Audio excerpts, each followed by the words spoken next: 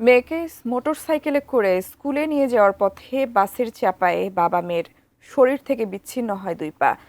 একই মোটরসাইকেলে থাকা অন্তঃসত্ত্বা স্ত্রী হন গুরুতর আহত। সেই পা হারানোর পিতা শান্ত ইসলাম মারা গেছেন।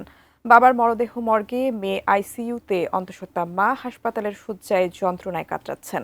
মর্মান্তিক এই দুর্ঘটনার বিস্তারিত রাজশাহী প্রতিনিধি বুলবুল হাবিবের প্রতিবেদনে। ঘটনাটি সোমবার সকালের বাঘা উপজেলার বানিয়াপাড়ার কাছে। শান্ত ইসলাম তার মেয়েকে নিয়ে মোটরসাইকেলে করে স্কুলে যাচ্ছিলেন। সঙ্গে ছিলেন তার অন্তঃসত্ত্বা স্ত্রী। ঢাকাগামী একটি যাত্রীবাহী বাস তাদের মোটরসাইকেলটিকে ধাক্কা দেয়। দুর্ঘটনা কবলিত শান্ত এবং তার মেয়ে দুজনেই মারাত্মকভাবে আহত হন। দুজনেই পা হারান। গুরুতর আহত হন তার অন্তঃসত্ত্বা স্ত্রী। অ্যান্টিব্যাকটেরিয়াল অ্যাডিটিভ যুক্ত সেরা ওয়াটার ট্যাঙ্ক বিশুদ্ধ পানিতে ব্যাকটেরিয়া জন্মাতে দেয় না। দ্রুত রাজশাহী মেডিকেল কলেজ হাসপাতালের জরুরি বিভাগে নেওয়া হয় পরিবারটিকে। সোমবার বিকেলে মারা যান শান্ত। মেয়ে আইসিইউতে, অন্তঃসত্ত্বা স্ত্রী হাসপাতালের শয্যায় যন্ত্রণায় কাতরাচ্ছেন।